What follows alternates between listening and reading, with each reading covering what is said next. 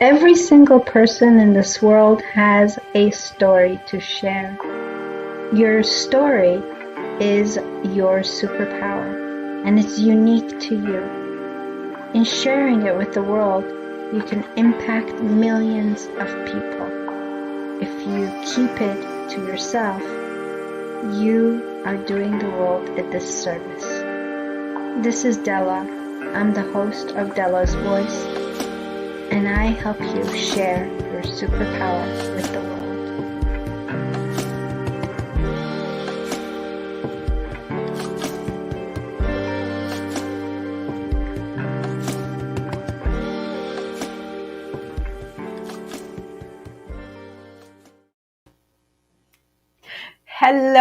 Hello, and thank you for joining us on Dela's Voice Sunday Live Talk Show.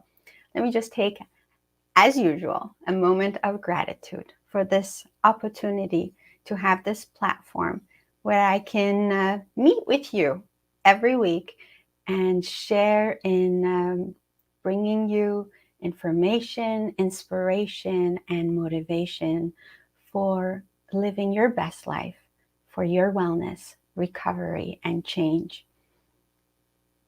Today is one of those really exciting days for me. I get to talk to this amazing lady who is going to just awe you with her story of what she's gone through to get to the point in her life where she can help other people through her passion and impacting this world in a positive way, one person at a time. A little bit about my guest today. We're talking about resilience, by the way. Resilience is your capacity to really recover from difficulties. And so by building your resilience, by building that capacity to recover from difficulties, that makes a big difference in how we live our lives. So today, my guest is going to share with us what she did, her experience and her knowledge, and how she recovered. And trust me, she's recovered from a lot of difficulties. So a little bit about my fabulous guest today, Lisa Winston. Lisa is a resilience coach.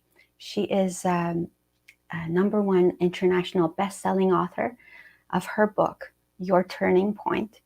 She'll have a lot to talk about that. And stay tuned because she has a gift to give you through the show. She is an artist and a mom. She's actually a gifted vocalist. Why am I not surprised? Because she's so fabulous. Her experience through extreme challenges. I mean, you know, her home was burnt in a wildfire. She's gone through cancer and neuro-Lyme disease. She's been able to experience some what we would call extreme adversities. And she's risen above all of that. And she's here today to talk all about that. Today she shares her experience to help others. And I'm so fortunate and so blessed to be able to speak to this amazing lady. So I want to encourage you to please, if you're watching this right now, share it with others, because you just never know how this message could help another person. And also leave us comments, your experiences, your questions, and I promise I will read them. So let's welcome my fabulous guest, Lisa Winston, on the show. Oh my gosh, Dela, I'm like emotional. I feel your energy. You're such a bright light and you're such an inspiration. So thank you for having me here. I am deeply grateful and honored and blessed, and hopefully I can help your listeners and viewers with some of their own challenges. Oh, Thank you. You're so beautiful, Lisa. It's so beautiful. Oh my gosh. Thank you so much for being here. Thank you for accepting my invitation to be on the show. I truly appreciate it. Thank you for asking. Okay. All right. Here we go. We're going to start this because I know we have a lot to talk about. First of all, congratulations on your book, Your Turning Point, which is international bestseller. And so in that book, what do you share with the reader? Well, it's crazy because that book took a long time to be birthed. You know, when I lost my house in the fire, I lost all my artwork, my music, because I've been a vocalist for 40 years. I lost all of the books that I tried to start. You know how we all sit there and type on our computer and we have them and we're like, we just can't get them going. And what I really got from the whole experience was that it's divine timing. When it's time for something to come through, when you have all the pieces you need for that particular project, then it happens. So when I met my life partner, Joe Vitale, he initially was my coach, my mentor, and he helped me with this idea of a book. And it was interesting because I wrote my book while my mother was dying. Every morning I got up and I wrote this book, and I literally was channeling information. And it was really all about all the challenges that I went through my entire life. I was very authentic and transparent. So oftentimes when we write something sometimes we do a collaborative project or whatever, and we think, you know, my story's not important. Like nobody really cares about the stupid stuff I've been through. I just get over it, right? Yeah. So it's cathartic because our experiences are big to us. They're important to us. And so what I really share, and this is how I live my life, is number one, you know, challenges are here to refine us, not define us. And that's a big one because that means taking responsibility for your choices. It means you're not a victim of fate. It means that, like when I had cancer and people called it my cancer, I said, it's not my cancer, it's the cancer. It was an experience. I don't own it. I also really talk about intuition because that is the thing that got me where I am today. And so when we learn to trust that voice, that small voice, and we take those tiny little, you know, inspired hits, even if they seem like they're going nowhere or we don't understand why, when we know that we know we're supposed to take them, you know, that's the path that leads you where it is you're supposed to be. And so I give a lot of processes and I talk about my entire journey. And I also have a workbook that goes along with that. I didn't really promote that a whole lot, but that's on Amazon as well. That takes all the processes out of the book. So you can actually just do the processes. They're very energetic. You know, they go back to the womb. Yes. The things. So yes. One of the things that I've learned is that unless we learn to deal with the past, and you know, every single person I think has stuff, right? The baggages of the past. Unless we deal with them, there's no way we can move on. And so that's such an important work that we need to be doing. Lisa, I want to ask you your definition of resilience. Resilience means a lot of things to a lot of people. I've actually heard resilience is, you know, being tough and fighting your way through. But resilience in that definition is resistance, as far as I'm concerned, right? So resilience, I love to liken it, and that's why my logo on my coaching is a tree. It's about adaptability, fluidity. It's about bending and flexing when stuff comes. You know, life is hard, and you know, generally when stuff happens, we're like, no, we're screaming and we're, you know, hanging on for dear life. And so resilience really is having the ability to, first of all, accept what's going on because we don't want to shove it under the table. It's happening. Honor your feelings and your emotions because they are real, but then find strategies and ways to take action, inspired action, and move through in a much more positive, flowing kind of way because it makes things easier on your body. It makes the experience on the ride a lot easier as well. And you learn a lot of lessons that way too because you're actually connected and you're listening. Mm-hmm. I never really thought of resilience in terms of flexibility and pliability. I think that's fantastic the way you put that, because you're right.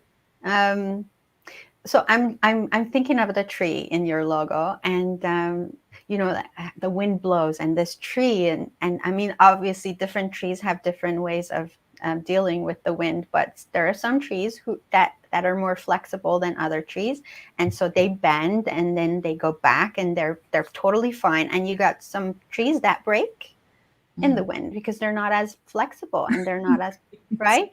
Interesting. And so I think that's great. That's what a great logo for this. Amazing.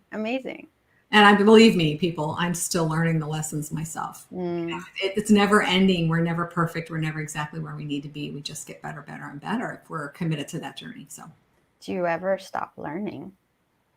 No, I'm 62. Right. I'll probably be, however long I'm here, I will be learning. I didn't hear it. Did you just tell us your age? Yeah. 62. Don't ask me how I got here. You're fabulous. So we're talking today 4 ways creativity helps you build resilience. Now, this to me is really, really interesting, and I can't wait for us to really dive into this. And so I was wondering, what was the first turning point for you? Well, you and I were speaking before the interview, and the very first thing that really was a big wake-up call, the big universal 2x4, was losing my home to wildfire and then being diagnosed with breast cancer 2 months later. Oh. That was the big, hey, you know, I listen, but I tend to be stubborn. And so the divine spirit, whatever you want to call it, the universe, you know, needs to get my attention in a bigger way. So that was a big turning point. So what was it that you needed to pay attention to? Well, I had 2 very toxic marriages, one to a narcissist sociopath where I had a daughter. And I was in a 14-year relationship that was also very toxic. And I was very unhappy. But in the midst of that relationship, I started practicing Qigong and reading Eckhart Tolle and, you know, Wayne Dyer, and all these things were calling to me. I was always spiritual, but never to that level. I was really unhappy. So when we're unhappy, we tend to get on our knees, pray, do it right, do whatever we have to do to learn. Yeah. And so it was really a confirmation. The interesting thing is that before the fire, Dela, I was actually, Eckhart Tolle talks about dying to self, which is, you know, dying to who you are, the materialistic things, your expectations. It's really just letting go. It's about letting go and surrendering. And so I had asked, my prayer was a year before the fire, Spirit, help me die to self before I die. And with that, everything changed. And if you understand that, you know, it's not a punishment. I mean, in reality, I had so many blessings and gifts come from that experience. Plus, I was in a place where I could make a better decision to not stay in that relationship and move in a different direction. So I was listening. I wasn't where I am now consciously, but I was conscious enough to know, you know, with my connection, that something was telling me to move in a different direction. So here you are, you had the fire burn your house. And while it was happening, what was going on in your head? Like, what were you telling yourself while it was happening? Well, it's weird because it was a weird experience. As a matter of fact, I just wrote about this in Authority magazine. I'll be published in a few days. But I talked about how, you know, I wanted to move in a different direction. I wasn't sure where I was going. So part of me was in disbelief when I went back to the house and there was nothing left.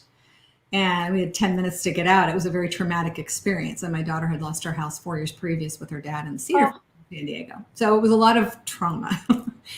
But because, like I said, we had a news channel follow us, you know, from the fires through the cancer and everything. And because it was hard, because when I got the diagnosis of cancer, it was a terrifying slap in the face. I mean, you just don't think it's going to happen to you. And then you don't really know if you're going to die or not from it, right?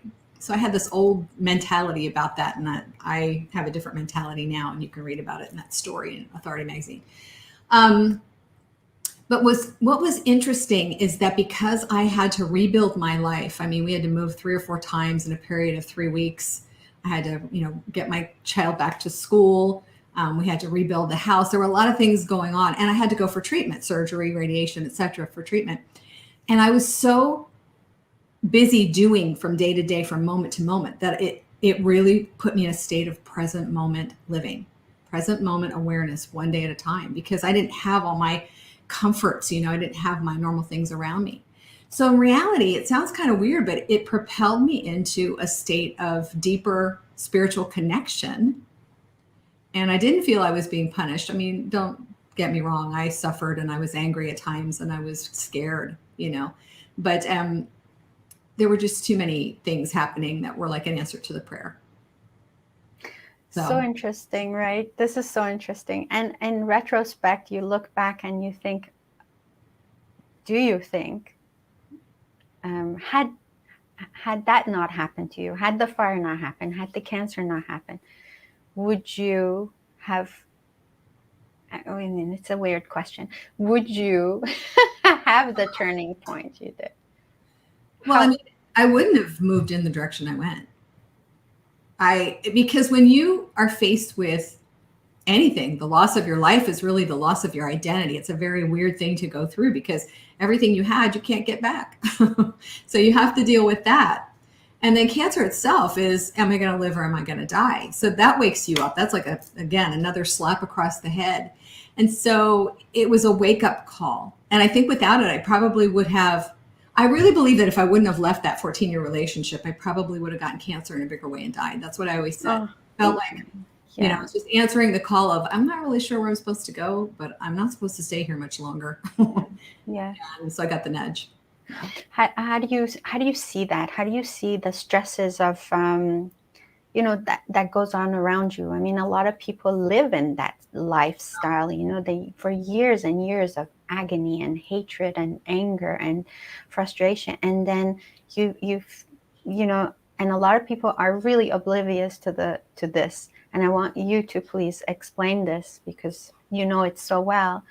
How does that affect you? Oh boy, that creates disease. I mean, there are people who self-medicate.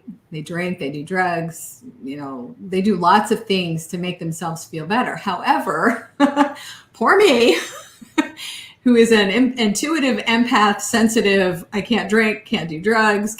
Everything affects me, right? Everybody's energy, everything.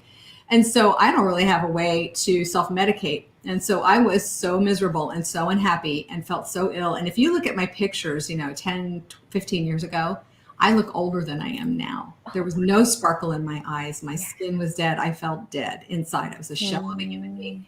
So, that's it. I mean, I was not who and I really had my whole life I had a feeling that I was special, and I had, been a born again Christian. I had gone the whole religious route, right? And I wasn't really finding what it was that I wanted, but I felt this connection to God, the universe, spirit. And so that propelled me forward. And I got just unhappy enough to start reaching out because I didn't know where else to go to the big guy for help, because the health challenges, and I've had those follow me throughout my whole life, are really, some of it is like I had Lyme disease and didn't know it until I was diagnosed 2 years ago and really collapsed. But I've had it in my body for my whole life. So that has created a lot of symptoms and a lot of fear. I believe some of it's ancestral, some of it is karmic, some of it is just because I came in a very anxious, fearful individual. But it really does mess up your body. And you're so focused on the fear and you're so focused on stress and anger that you damage your body. You mess up your energy. You close off your life force. And so I think the biggest thing I'd like to do is bring awareness to people of feeling in. What does your body feel? Where is your resistance? What are you resisting? And then start playing with that and moving your focus in a different direction so you can get healthier and have more flow. Yeah. What are some resistance, I want to say, that people have in working out their issues when they I'm sure you've met a lot of people with resistance. Yeah, me too. Resistance shows up in lots of ways. We ignore, we shove things under the rug, we get angry. Like I used to have outbursts of anger. I mean, I had a lot of things happen to me. I like to say life's happening for me. But back then I felt like I was a victim. Things were happening to me. And I was angry. I was enraged. I wasn't angry. And it would show up in little ways. It would bubble to the surface, and then we just let it go and we go on. Or a lot of times we sabotage, even if we go to therapy or we try to get somebody to help us. I remember after the fires, I went to a therapist briefly, and I brought up family issues. And in one session after I left, I was so ill for about 3 weeks, I didn't go back. So this is again where you get to feel into your body. Some of it's timing. Some of it is, what am I really shoving under the rug? What am I sabotaging? Sabotaging myself, my success, my business, my career, my happiness, whatever it is. So it's very divisive. It's very subtle. And if we aren't aware and we're just off living our lives like a lot of people do, then all these patterns and behaviors and habits come up. We just think they're part of life. But they're really the body, spirit, your energy trying to knock on that door and say, hey, something's off. Yes. And if you're lucky, you see it, don't you? I had a similar experience, Lisa, and I wasn't listening for a long time. And then all of a sudden you said universal 2x4. That was so cute. And it's so true. I literally got hit, and it was like my wake up call. Start looking really and realize that, you're wasting your time. You're wasting your life on these petty things. Well, I really feel too that when we have a bigger calling, a lot of us are afraid to step into that. We know it at a deep level, right? You knew that you were here for a purpose, a greater purpose. We feel called to do something, but we're terrified from past experiences, or we don't like being visible, or we're afraid we're going to get mocked or judged or criticized or whatever that limiting belief or habit is. And so we don't tend to follow that path. And so that's why it's really important to listen to those 2x4s and listen to your intuition. Now, some people are not going to want to do that. They're going to have to wait for the universal 2x4, right? Yeah. And yes, it's true. It is true.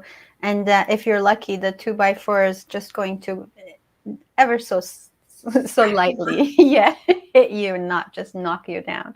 I want to say hello to everybody who's watching us, and I want to encourage you to please drop us a comment, because if you don't write a comment, I won't see you, so I won't be able to mention your name. But for now, for people who have been generous to leave us comments, Frida, I've got Payman, and I've got Mohammed Arif. And Mohammed says, anger is natural. How can we overcome this? Well, that's a great question. I don't think we can overcome anger, and I don't think we can necessarily overcome a lot of things. There is anger that eats away at the body, which I believe Louise Hay said, cancer is caused by anger and things that eat away at the body, resentment, things that really, you hold them in your organs, right? So anger at a certain time about certain things is okay. There's this righteous anger, right? But it's not the kind of anger where you're immersed in it and you're shoving it down.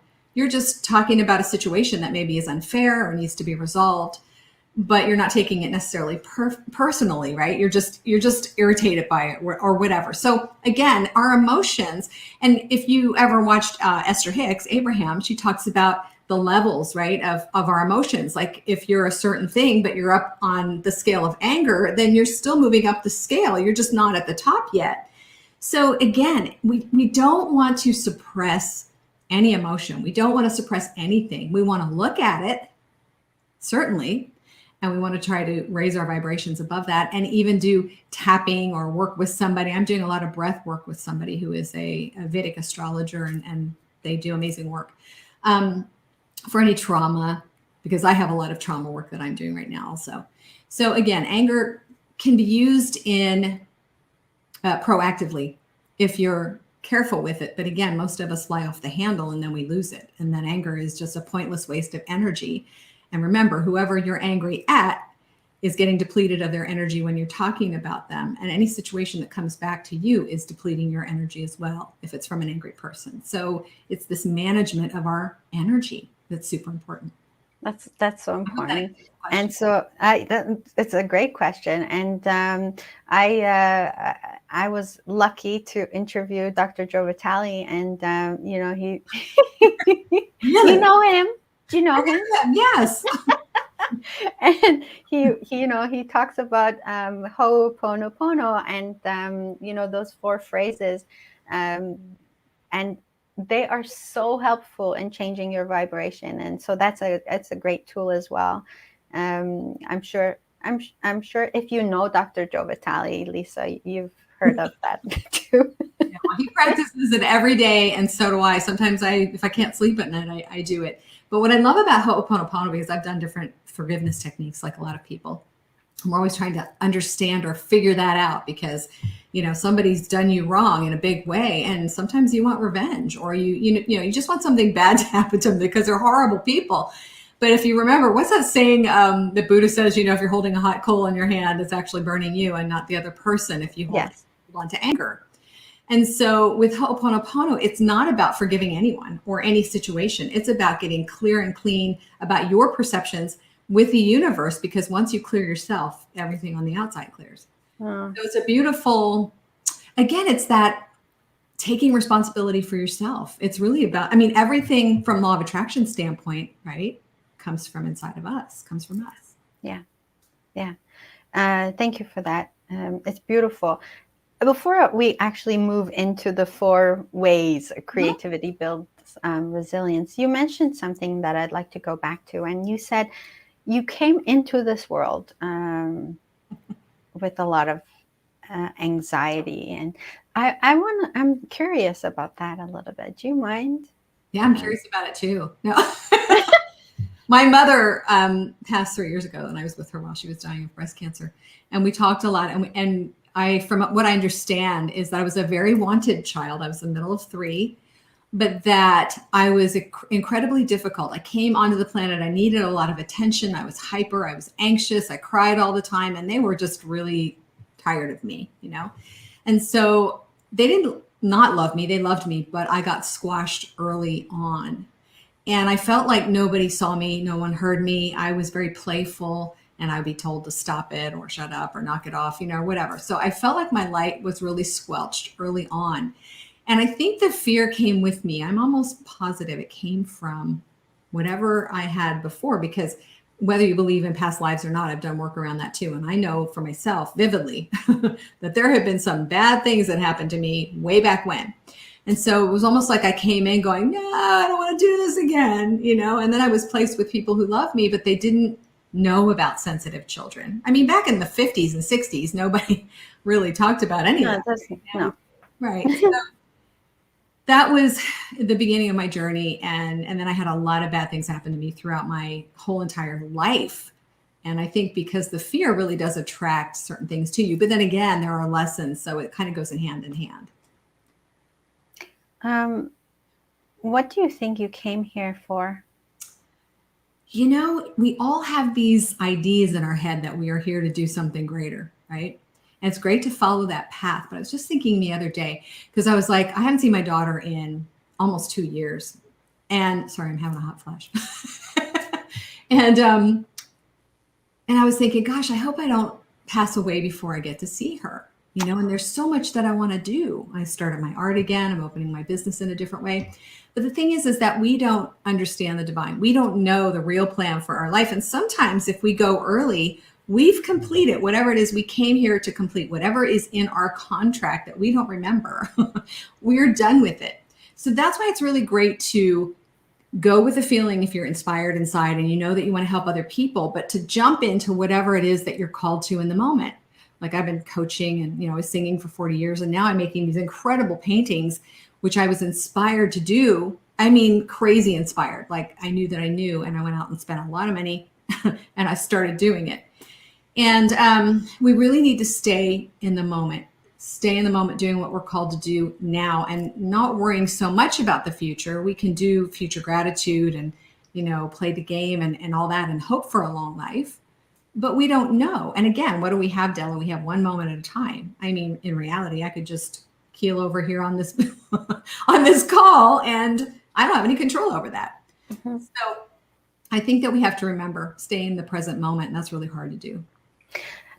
It's really interesting that you mentioned that, because the fears, right? And for any parent, I think the biggest fear is something happens to their kids, and that is also my biggest fear. And so every time my 19-year-old leaves the house, I feel so I feel so tense, and I want to keep him. If I could just keep him at home and not let him leave the house.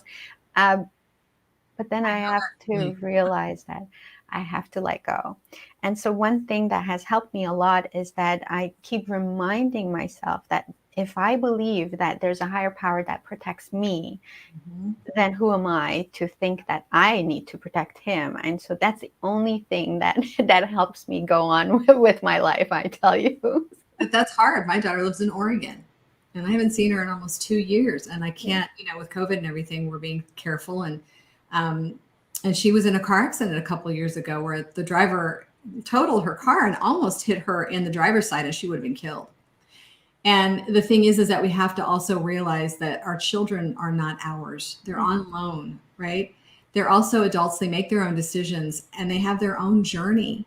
And I'm not sitting here telling you that's easy, because there are days I miss my daughter and I cry because I love her with all my heart, and she's having some struggles, and it breaks your heart as a mother or a parent that happens to your kids. But again, they made a contract also. I have so many people remind me of this. Lisa, your child made a contract when they came here to do what they're doing, to go through what they're going through.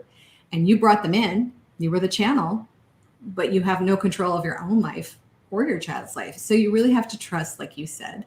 Trust, I pray. I pray. I do all kinds of things every night before I go to bed. I just pray that, she can stay safe and protected and all that.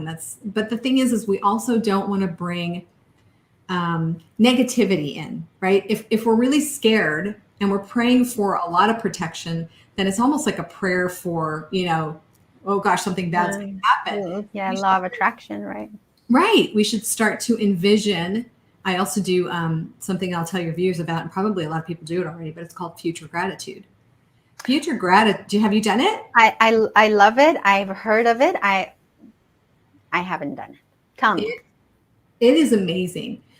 I know somebody who went from 0 to a 7-figure art business by doing future gratitude. She and I were in a media course together, and she did 15 books of future gratitude. So I have a journal over there every day. And even when you don't feel it, you write, I am so happy and grateful, that my daughter is healthy and her business is flourishing and she is happy. And so, so you write over and over and over in this book, this journal, however many times a day you want to, all the things that have already happened, like they've already happened and they're amazing, and you're giving gratitude for it like it's already done.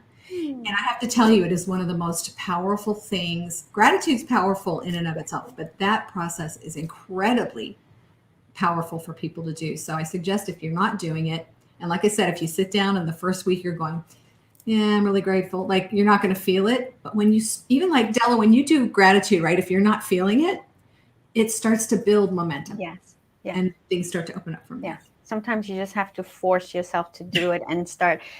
And so true. So to clarify, future gratitude is you envision your ideal life, or for whomever you love and for yourself as well, that's already happened. And you pay gratitude for that as if it's already happened. So yes. That would be powerful. Lisa, I'm going to start adding that to my morning routine. Oh, I'm so happy. You'll see a big difference. It's amazing. So Mohammed has a lot of questions. He's a very curious soul. He's asking about Ho'oponopono, and I think the best way for you to get more information on Ho'oponopono is just to Google Ho'oponopono and Dr. Joe Vitale. Oh, yeah. Yep. He can help you. He's got so many books. At Zero. Oh, there are so many amazing books that I think a lot of people, it's just really hard, because even for me, it was hard to grasp the concept of not, like some people say, well, can I heal this illness if I, do this process? And I'm like, there's no guarantees when you do it that anything is going to change. It is specifically for you to get back to the point of zero, which is God, the 0 point. There's nothing on the board. And so it really is about you cleaning and clearing your perceptions. Like if you're angry with somebody or they did something, you have a lot of conversations in your head, right? That SOB, I hope they get run over by a truck or whatever it is. That's your perception about that person. Because first of all, you don't even really know. There's a process. bring me back if I forget, because I have senior moments. But there's this great process. Oh God, thank God. That you can do, like when you're in a situation that's really heated and you're really angry, there's this process that's like you're a camera instead of a person. So you can either go back and see the situation that was difficult after the fact, or if you practice this process, you can try to do it when you're in the moment. But a camera, when it's viewing something, it has no perspective. It has no emotion. It sees what's really happening behind the lens. That's all. There's no embellishment. There's no nothing. There's no story. There's nothing. And so if you practice being a camera and looking from that perspective at what really just happened without your idea or their angle or any story, then it takes away that emotional charge. It stops the storytelling. It stops that whole process. And boy, if I would have known about that earlier, I would have done it.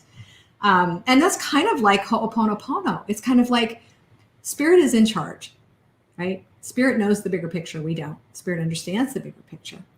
And it really is about, what's my concept? What's my perception? What's my incorrect emotion, belief, story, whatever it is? Help me clear that. Get me clear. Because when that starts to clear, everything starts to clear. Yes. But I suggest reading about it, because it takes a while sometimes to grasp the concept. So I would get one of Joe's books at Zero, or Zero Limits, or any of those. And so I'm gonna do some shameless self Please do promotion here. Mohammed, I've interviewed Dr. Vitale.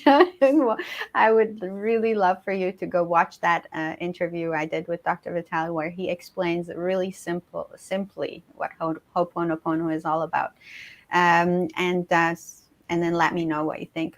Okay, he also wants a simple explanation of the law of attraction. Can you give me that? I don't know. I mean, there again, Joe's the law of attraction expert, but law of attraction to me is just that we are energy beings.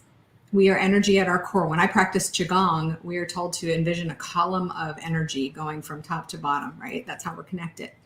And so in reality, tell me what I was just talking about again. Senior moment. No, this is explaining law of attraction very simply. Thank you.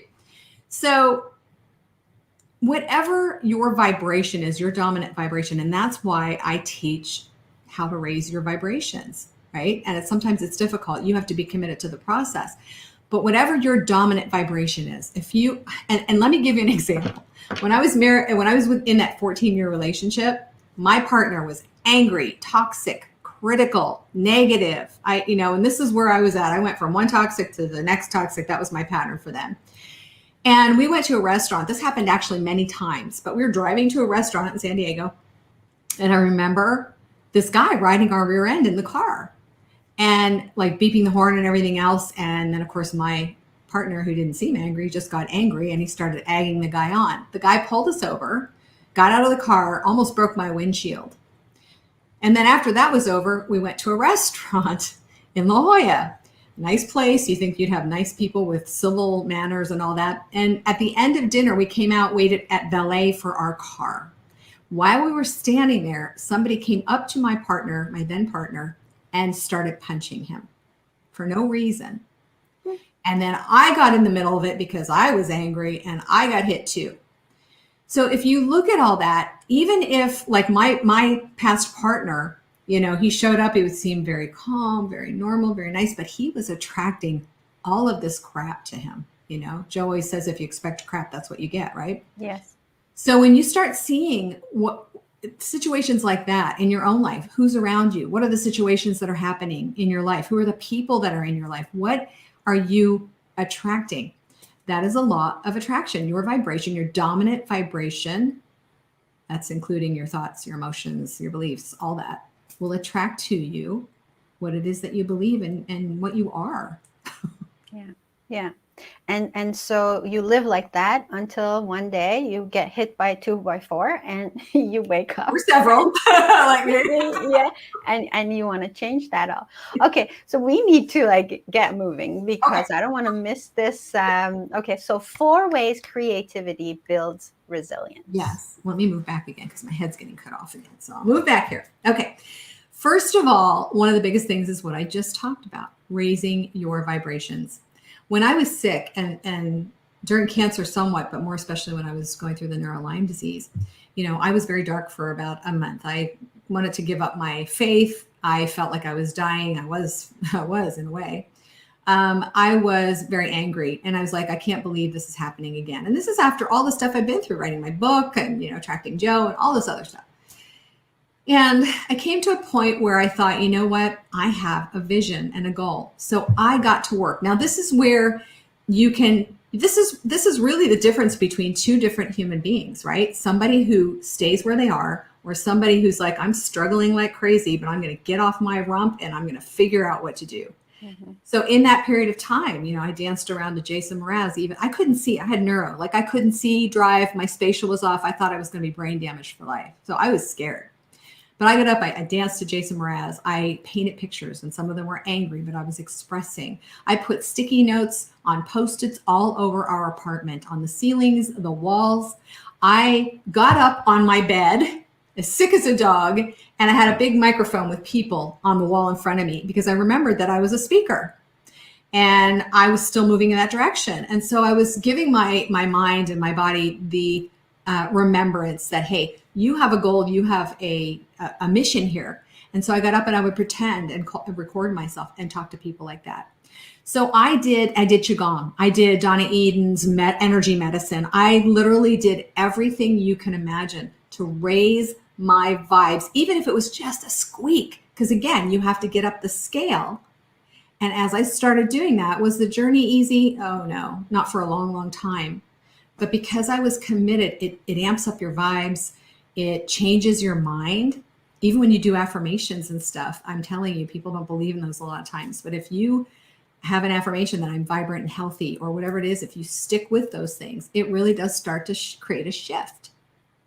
So raising your vibrations, I think, is one of the most important things that you can do. That's number one. So that's one way for sure. And I wanted to go there for a moment because you said you went through this after all of that, like after so much, and then writing your book. So you already thought that you had your turning points and you had your lessons learned, and then there's this thing that hits you. And what do you think you needed to learn from this again? Oh boy. Well, in hindsight, I think some of it was karmic. I mean, Joe was going through a horrific abusive it's been almost 3-year divorce. That was unexpected for us because he's very kind and generous and wanted to give away the farm and, loved his ex-wife, but he just didn't want to be married anymore. And also, so we had that. And then, of course, we couldn't speak. I couldn't go anywhere for a year. So he had to take care of me. And and then COVID hit. So that it was just like one thing on top. And then Joe lost a lot of people that died, and his, friends and his dad, and all these things were happening. And so I thought some of it was probably karmic because when we came together, some crazy high energy, high vibe things happen. And so sometimes you have to kind of clear, all that old stuff out. But part of me also was still in resistance. Surrender is a big thing, and resistance is huge too. Like a lot of times we're like, yeah, I surrender. I'm surrendering. I'm letting go. But you can feel when a situation happens that there are layers of resistance. Surrender is not an easy thing to do. And when you do it, usually you do it a little bit at a time. But I could still feel in my body that I had resistance. I had fear. I had fear around death. I had all these things that, I, to a certain degree, shoved down and didn't really address. And so it was the universe again. Okay, you want to suffer? Let's suffer a little bit more. Mm. And let's see if you can start getting to what it is that's, the real issue, clearing yourself. And so again, we're all imperfect. We're perfectly imperfect. And sometimes we need an extra reminder. But if you're in denial about what's going on, or you think you have it all going on and all together, guess again. You can feel the resistance, your patterns. And when they come up, you need to go, oops, if I don't clear that out, something's going to happen. Mm-hmm. Mm-hmm. Okay, so we talked about raising your vibration as a way to build resilience. Okay, so what's next? Manage your mindset. Manage your mindset. I'm teaching people about the creativity and about art and about opening your vibrations. And my course is all about really raising your vibrations, using your intuition and all that. But the piece that keeps coming up with clients is that they still have unresolved trauma or issues or unhappiness or whatever. And so what we want to do is we don't want to focus there solely, because if we do that, right, it's the end of the world. We're screwed up and we're not going to be able to get out. Well, we're never going to have it 100% correct. Manage your mindset. Make the commitment to do something, to do a pattern interrupt, to shift things. I do tapping. Joe does a lot of tapping too. Tapping is one of the most powerful things ever. I've been starting to use a technique that's called alternate breathing.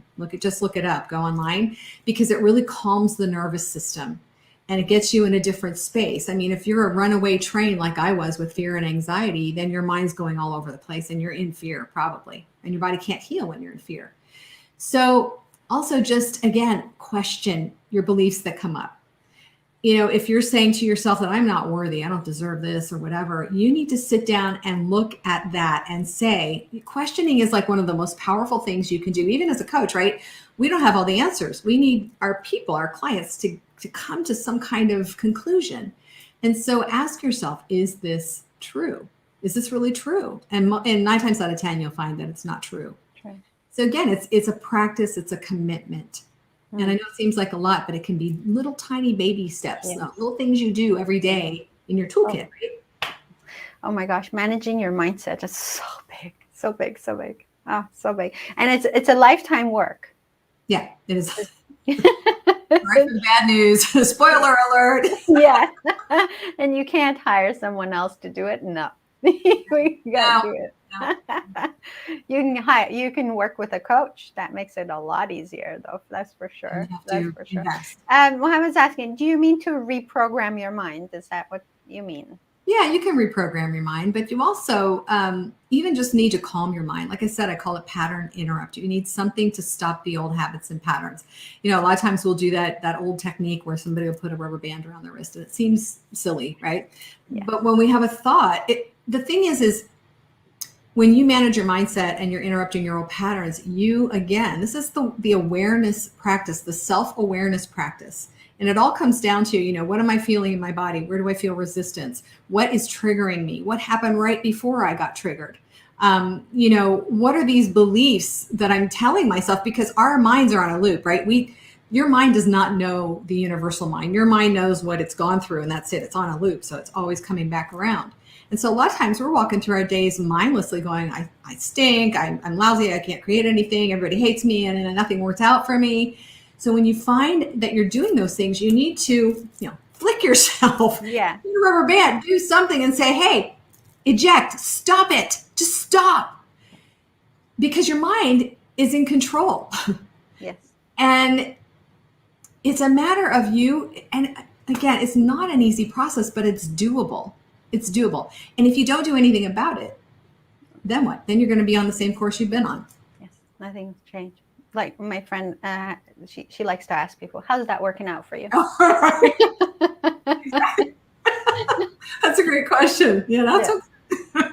Yeah, exactly. Okay, so we talked about raising your vibration. Next, managing your mindset. Yeah. What's the third one? Doing what you love. And this is where the creativity piece comes in. Gosh, guys, I am a creative. Now, there are many of you out there going, I'm not creative at all. I don't like art. I don't like music or whatever. Creativity doesn't have to be art.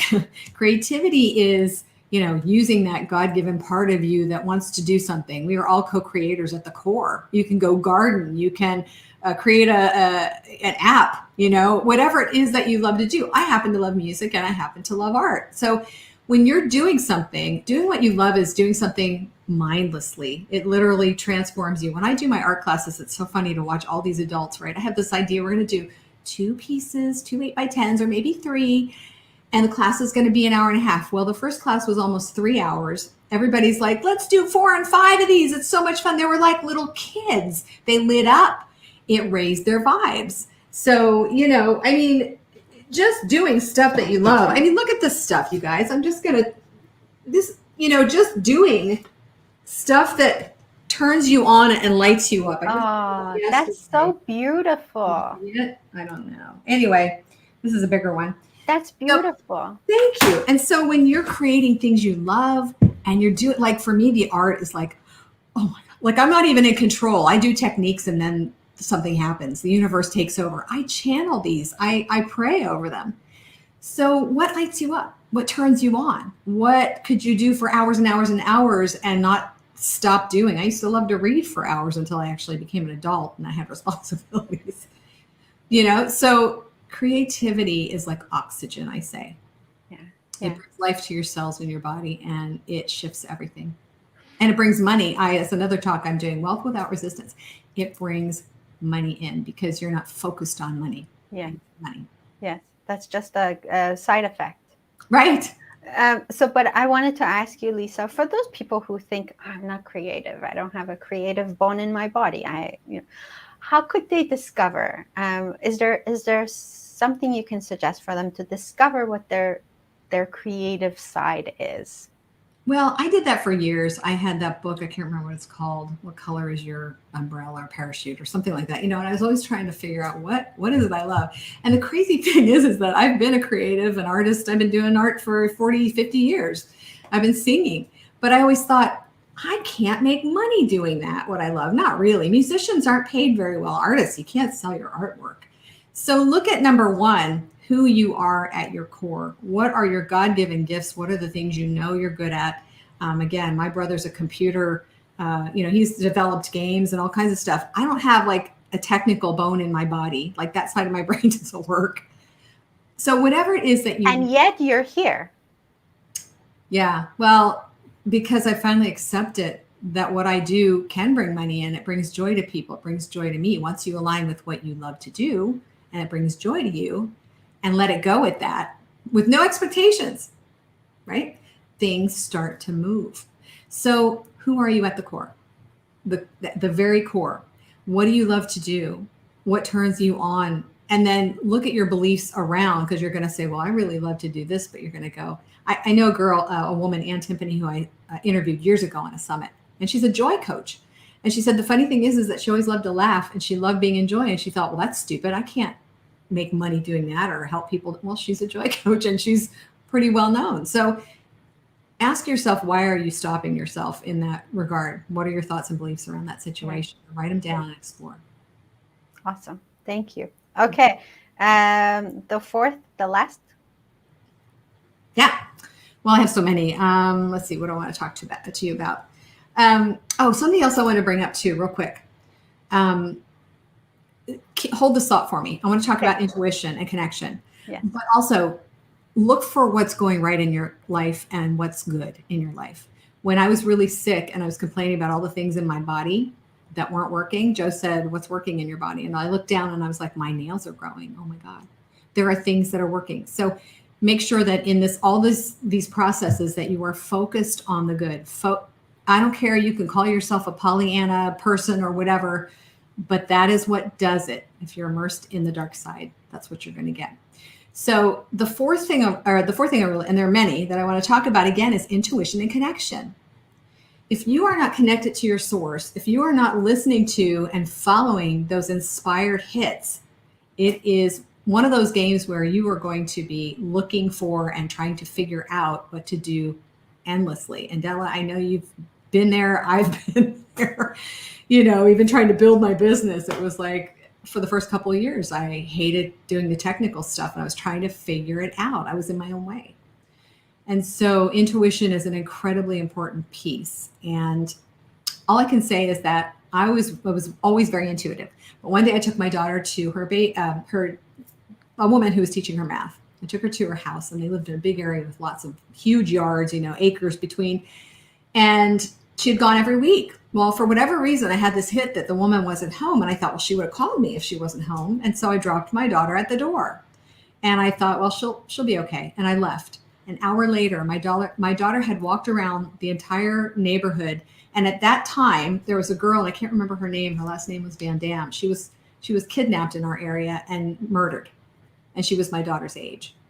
And when I got the call from my daughter, I just bawled, because I thought something could have happened to her. If I would have just listened to my knowing and called the woman and said, are you home? What's going on? Or if I would have sat there and waited, I would have known it. So don't allow a situation to have to come forward where you're not paying attention and then you have to experience that. start listening to that voice, because it's always right and it's always guiding you. It's always right, isn't it? Yep. And it's sometimes, you're driving and you're going somewhere and you're used to going to the same way. And then all of a sudden at the light, you get this thing, just this tiny little push. Maybe I should go straight. And, and you start questioning yourself. Yep.